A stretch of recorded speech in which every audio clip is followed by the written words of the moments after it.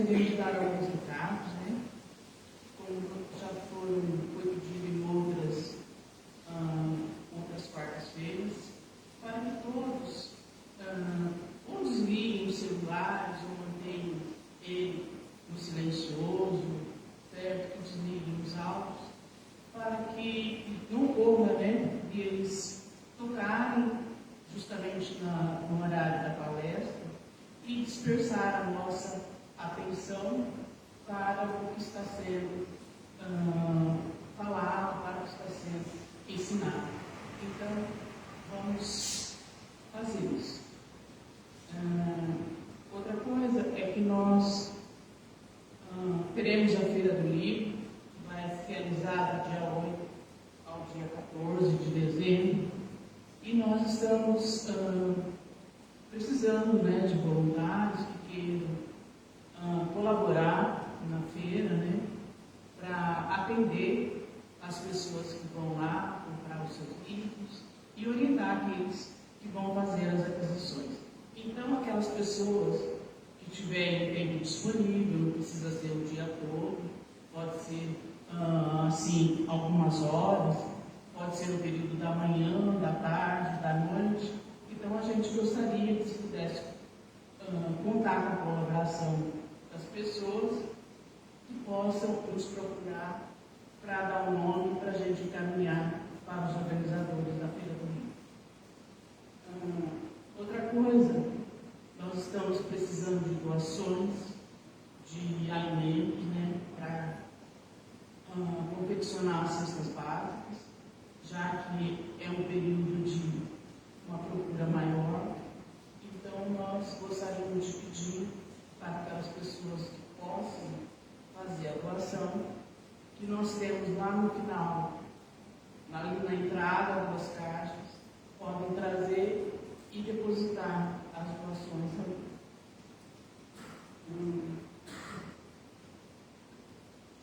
Outra coisa, a palestrante da semana que vem é a Márcia Muton, de Jaboticabal. E o tema que ela vai trazer é o que Jesus nos ensina quando acalma a tempestade. A nossa palestrante de hoje é a Cíntia Sanches, né? Ela é daqui da cidade de Matão. Ela atua mais efetivamente no centro Nosso Lar. E o tema que ela vai trazer hoje é a verdade. E antes de chamá-la, nós vamos fazer uma prece inicial.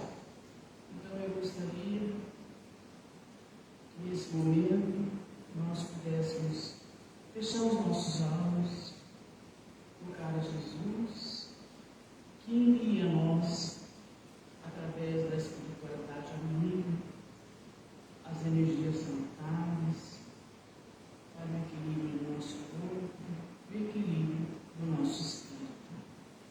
E nesse momento, nós possamos ter paz, tranquilidade, ter as condições favoráveis para que nós possamos assimilar os ensinamentos dessa noite, já que sabemos que os ensinamentos são tão necessários na nossa trajetória, para que no momento oportuno possamos fazer uso deles em nosso benefício. A nossa gratidão por tudo que nos dá, Senhor. Queremos pedir a Jesus também as suas bênçãos para a Cíntia, para que ela possa ter a paz, a tranquilidade necessária para realizar o seu trabalho. Que assim seja. Cíntia, por favor. Como ela disse, hoje é a primeira vez dela, assim como a minha.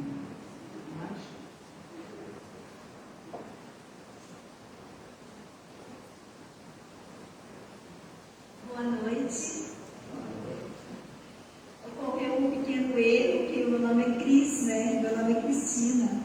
Cristina Sanches. E realmente, essa é a primeira vez que eu estou falando aqui na casa. E é uma alegria, né? Eu sou amiga do Orson, fã do Orson também. O Orson é um dos culpados, né, de eu eu fui até a casa espírita e o Orson estava dando palestra, foi uma paixão que me acendeu pelo espiritismo, uma curiosidade em saber, e eu falo que ele é um pouco culpado, porque me deu vontade de saber mais e procurar mais sobre o espiritismo. O espiritismo na minha vida entrou só faz 10 anos, então eu vejo que hoje aqui tem pessoas muito mais experientes que eu, com certeza com muito mais sabedoria, que já estudou profundamente o Evangelho e o Espiritismo, mas é importante a gente ver a história pelos outros olhos, né? De outra forma. E falar do Evangelho, às vezes a gente pode pensar assim, nossa, né? Como eu disse, tem pessoas experientes aqui. Vou ouvir falar do Evangelho, eu já li várias vezes o Evangelho, eu entendo do Evangelho, sei, né? Muito bem do Evangelho, vou lá para ouvir falar do Evangelho, mas o que temos posto em prática nas nossas vidas do Evangelho? O que já conseguimos entender desse Evangelho nas nossas vidas? Pôr em prática. E é isso, é importante que a gente busque sempre o Evangelho para que ele possa se enraizar nas nossas vidas.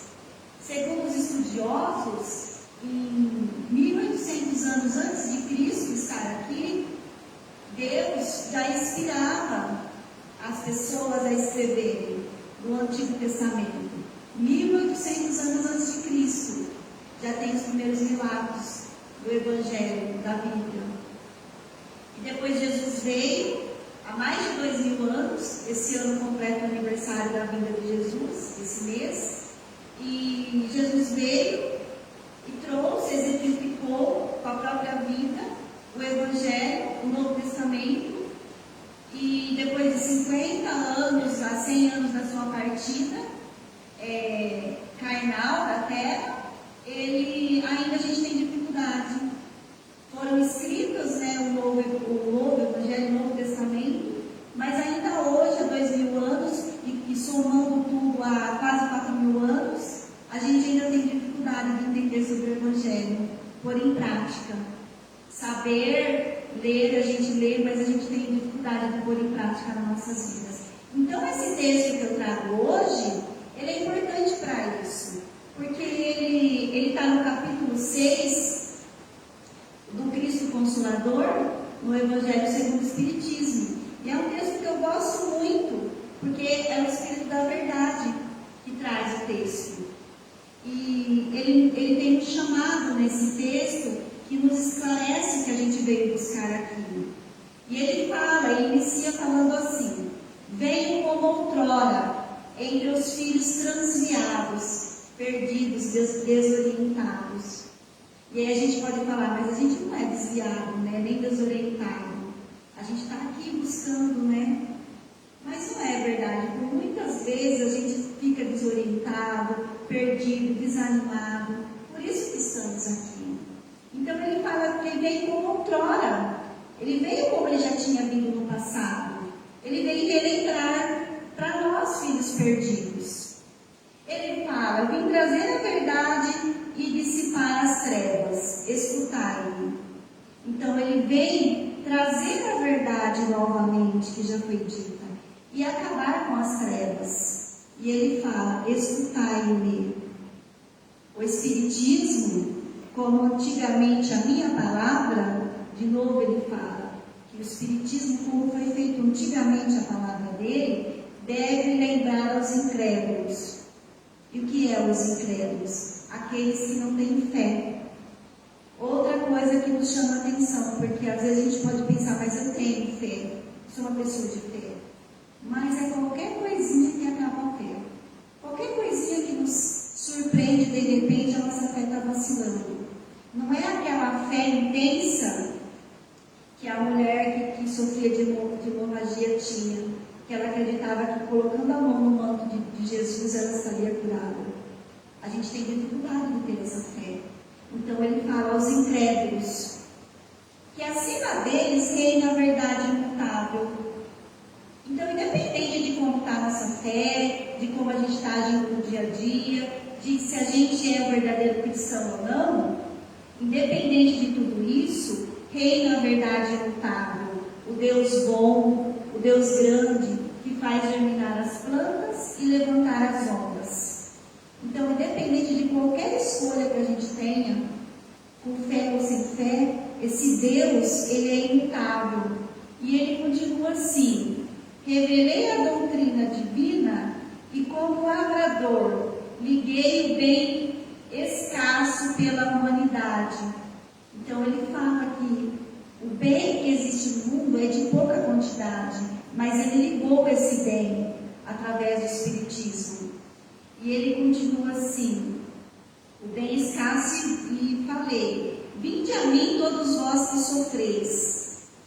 Ele liga esse bem, ele reúne esse bem escasso e fala, vinde a mim todos vós que sofreis, acolhendo, amparando, buscando-nos. E ele chama, mas os homens ingratos se desviaram da estrada larga que conduz ao reino de meu Pai. Então ele nos chama de ingratos. E ele fala que a gente se desviou da estrada que leva ao caminho do Pai.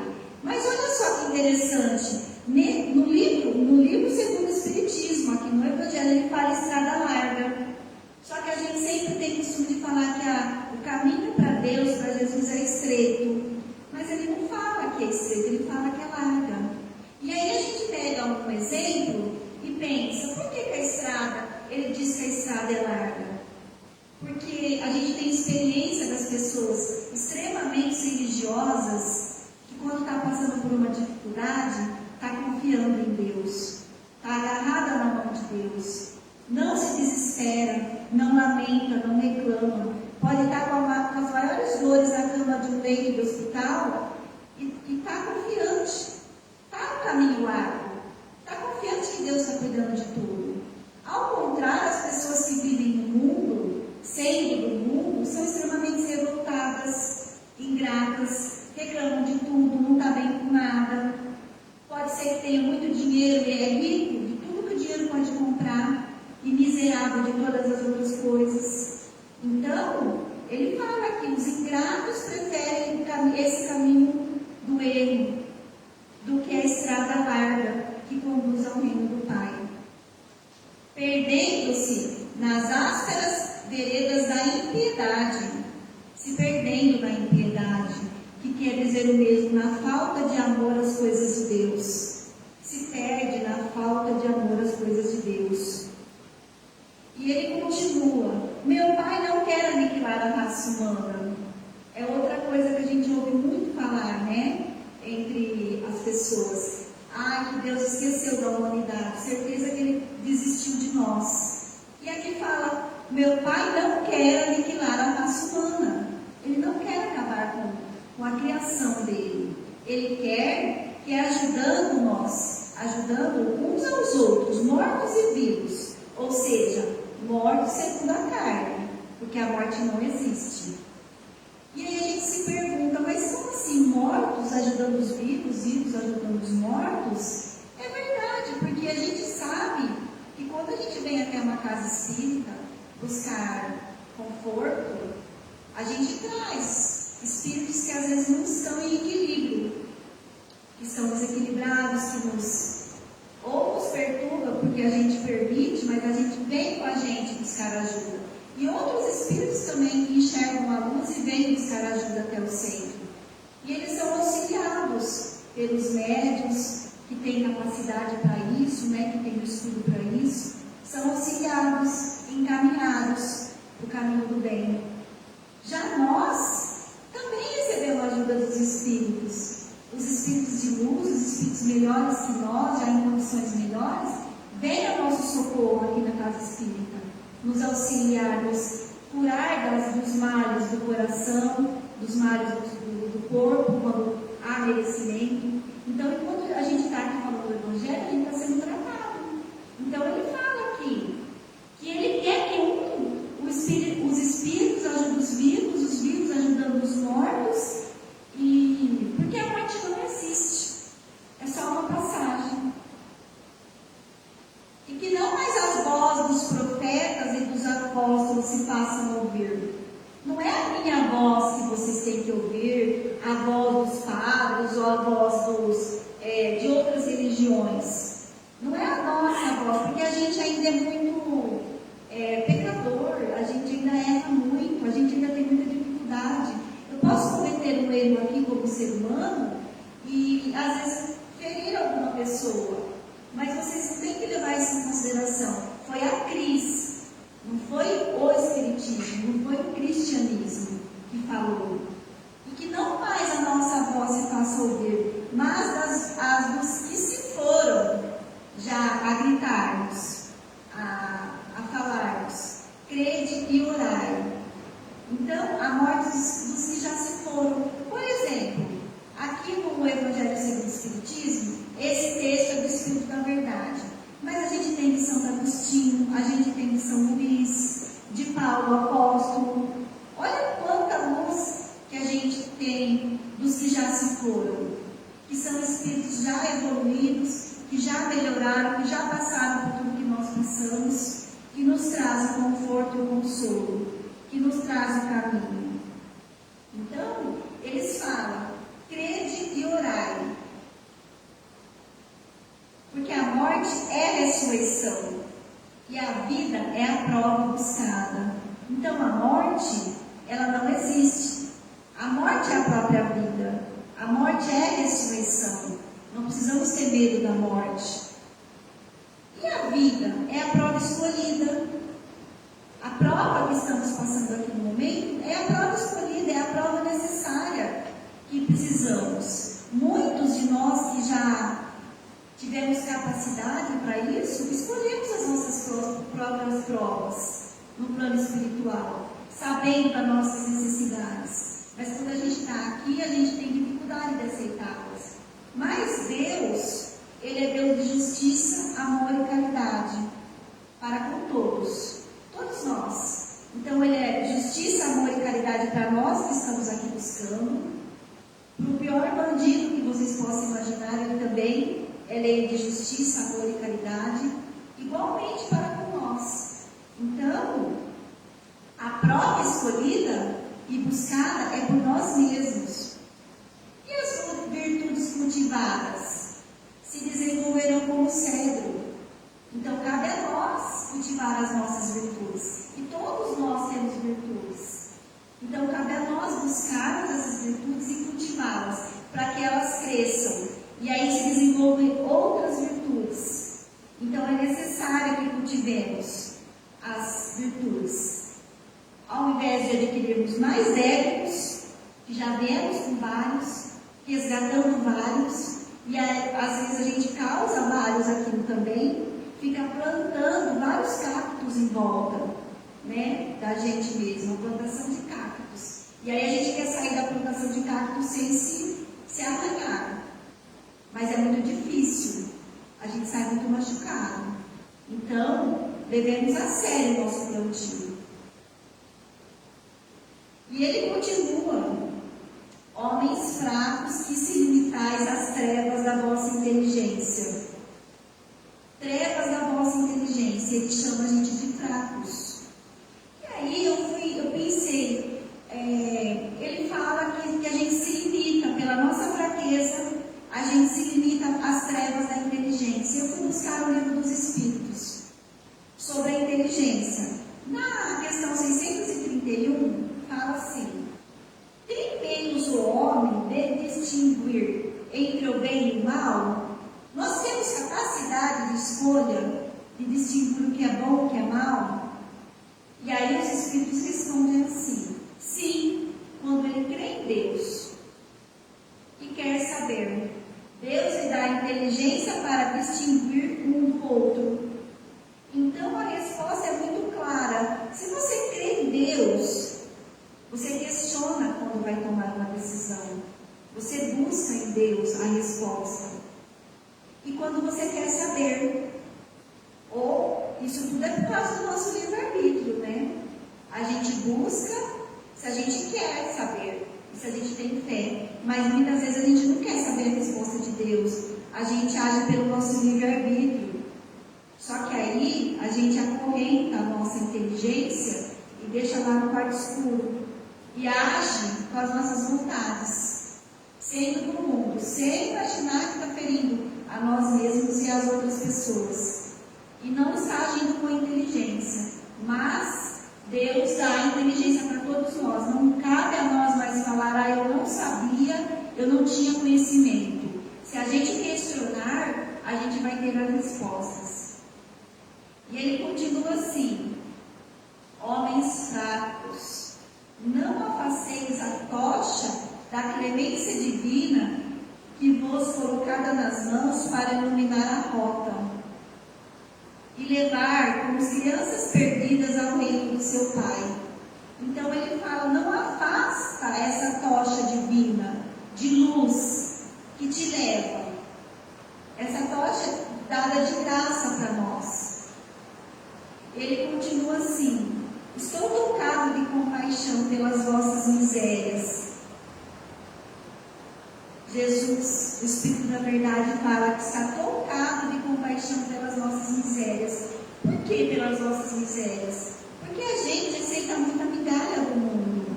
A gente vai aceitando as migalhas e vai achando que está tudo bem, aceitando essas migalhas, mas Ele nos oferece um mar de possibilidades, de grandeza.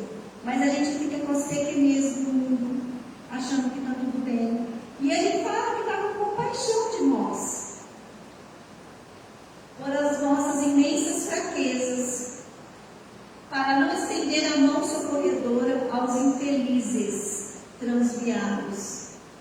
Então, além de fracos, a gente é infeliz e desviado, transviado. Ele vem nos chamar, nos dar um chacoalhão, acorda. Que vem do céu, prefere cair no abismo do erro. O céu, até em dia de chuva é bonito, né? Dias estrelados, dias ensolarados. Ele é importante, ele é bonito. Mas a gente prefere o abismo muitas vezes. E o abismo é um lugar que parece muito feio, né? Muito escuro, muito perdido. Ide e meditai pelas coisas que vos são reveladas. Medita sobre tudo que é revelado. Quando a gente vem até o centro, até uma casa de acolhimento, a gente tem que levar o que a gente aprendeu e meditar no outro dia, durante a semana, tudo que foi falado. Medita. Não misturai o joio com o bom grão. Não mistura as coisas do mundo com o bom grão, com tudo de bom que a gente ouve dentro da religião.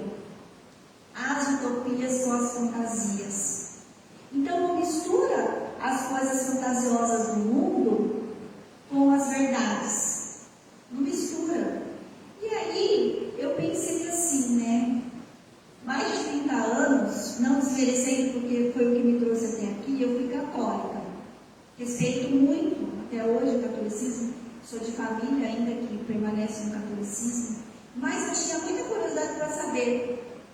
Jesus sempre falava, eu sou a verdade. Eu sou o caminho, a verdade e a vida. Ninguém vai ao Pai senão por mim. E eu pensava assim, mas o que é a verdade, né? Porque a verdade, de maneira geral, é o que nos livra da mentira, da enganação. Mas não era isso que Jesus estava falando. A verdade. Mas nunca ninguém me explicou o que era a verdade. Através dos estudos, de buscar, a verdade, ela não tem como ser escrita no Evangelho. Não tem como ser escrita na Bíblia, a verdade. A verdade é o próprio Jesus. É tudo que Ele viveu. É desde o momento que Ele abriu os olhos aqui na terra, até hoje, porque mesmo Ele partindo, esse texto aqui ainda é recente para nós. Então é tudo que Ele viveu, é cada passo que Jesus deu, é cada pensamento que Ele teve de bondade, de amor para com nós, é todos os exemplos que Ele deixou. Vocês acreditam que 33 anos de vida, só o que Ele viveu encarnado, tem como ser escrito na Bíblia? Cada passo que Ele deu, cada batida do coração dele, de amor para com nós? Então a verdade, ela é muito extensa. E cabe a nós buscar ela nos nossos corações. Esse Jesus, que é a verdade. Ele é a própria verdade. verdade que devemos buscar. E não devemos misturar as fantasias do mundo com a verdade. Nós nunca vamos saber direitinho a vida de Jesus, mas Ele mostra o caminho em poucas lições que Ele deixa. Esse é o texto que Ele vem nos chamar. E Ele fala do amor que Ele tem por nós, da compaixão que Ele tem por nós. Ele traz esse chamado novamente. Ele vem aqui tirar as escamas dos nossos olhos e nos buscar. E Ele fala que Ele já foi falado isso, mas agora Ele vem trazer de uma forma mais ampla. Nós temos mais condições de saber.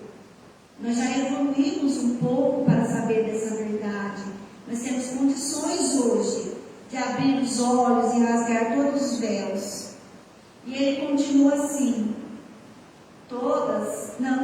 Espírito, amai-vos. Eis o primeiro mandamento. Ele pede que nós nos amemos também. E o segundo, instruir-vos.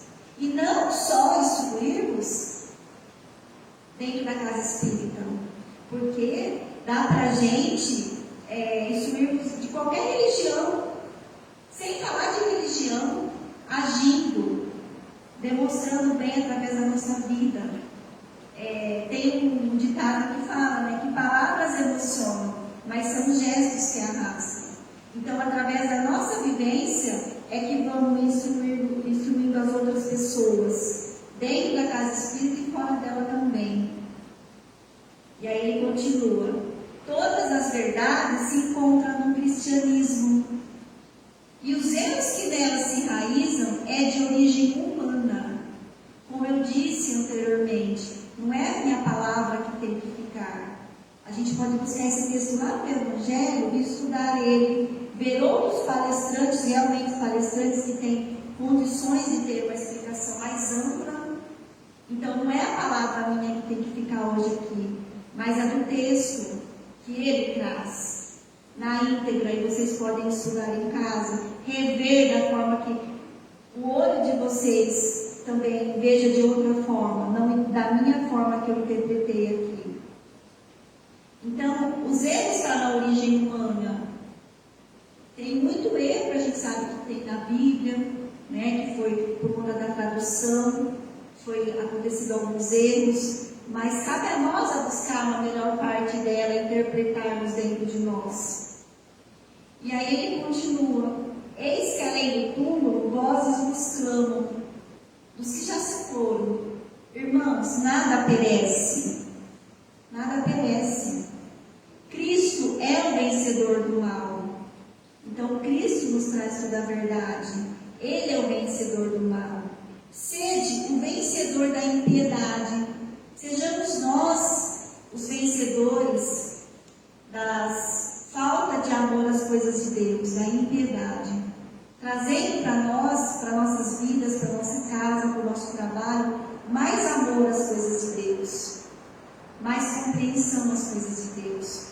Tem uma frase do Espiritismo que eu gosto bastante, que fala assim, só que eu acrescentei, porque às vezes acontece bastante de pessoas não espíritas, só simpatizantes, virem assistir, né, principalmente nos dias como esse.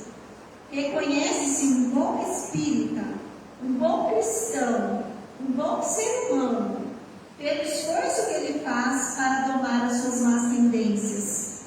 Então, todos nós podemos melhorar, todos nós temos capacidade e inteligência para melhorar, e possamos cada dia mais esforçar para essa melhora, buscarmos mais essa melhora em nós, e assim a gente melhora a nossa casa, melhora o nosso trabalho, melhora a nossa família, através do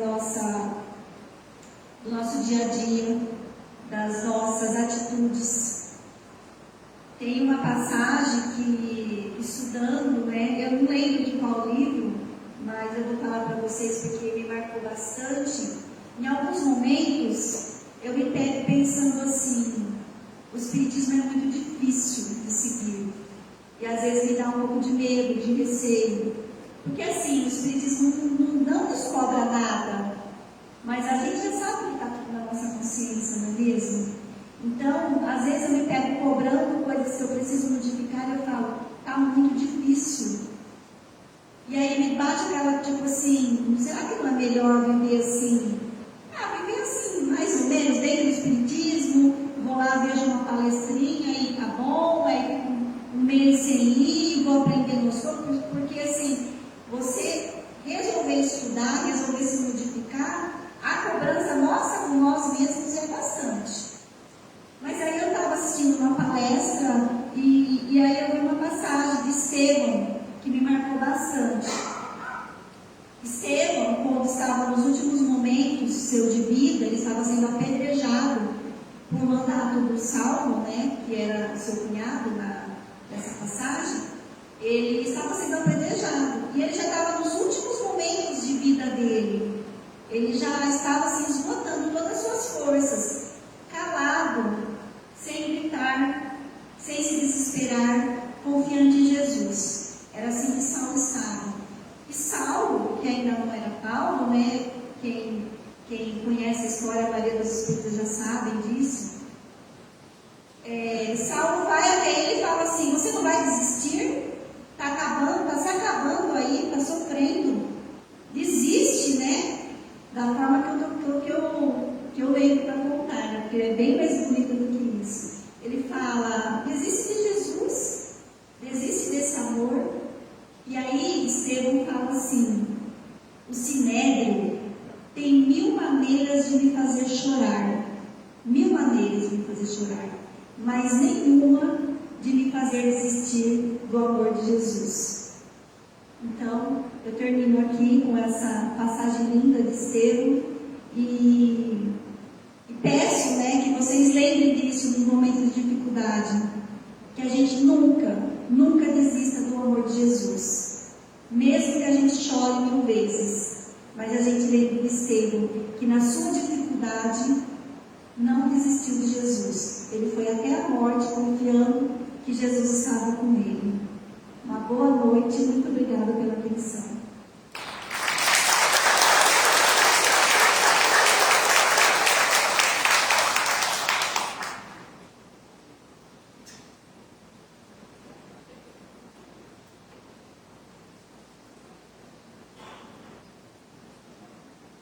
Cristina, nossa gratidão, querida. E que essa gratidão se reverta em muitas bênçãos na sua vida, para que você prossiga no seu trabalho, nos seus objetivos, tá? Com muita persistência. Muito obrigada. Como é de costume, né? A casa ela sorteia um livro a cada palestra. Então, nós gostaríamos de pedir para a Cristina falar o número de 1 a 35. Número 9.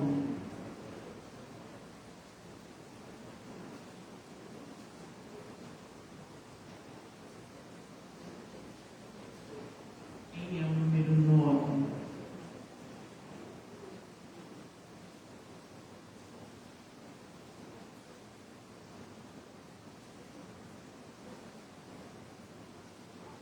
Tem número 9 aí?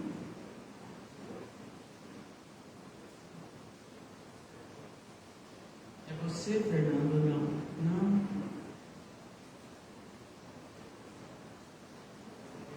Acho que a pessoa não quer ouvir.